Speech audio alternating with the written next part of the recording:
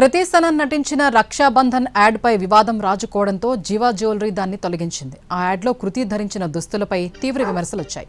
అలాగే రాజకీయంగానూ చర్చ మొదలైంది. దీంతో తమ యాడ్ పై వివరణ ఇచ్చింది జీవా.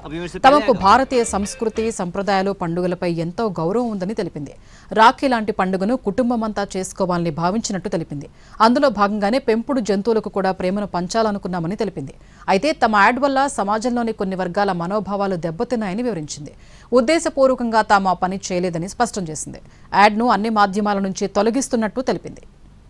రాఖీ పండుగ సందర్భంగా జీవా జ్యువెలరీ కృతి సనన్తో యాడ్ రూపొందించింది. అయితే కృతి వస్త్రధారణతో పాటు పెంపుడు కుక్కకు రాఖీ కట్టడంపై విమర్శలు వెల్లువెత్తాయి.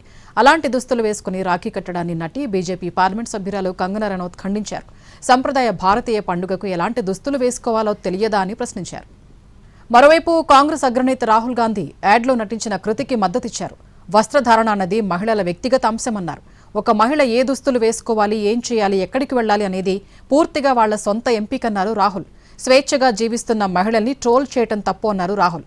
అయితే రాహుల్ గాంధీకి కౌంటర్ ఇస్తూ మరో పోస్ట్ పెట్టారు కంగనా.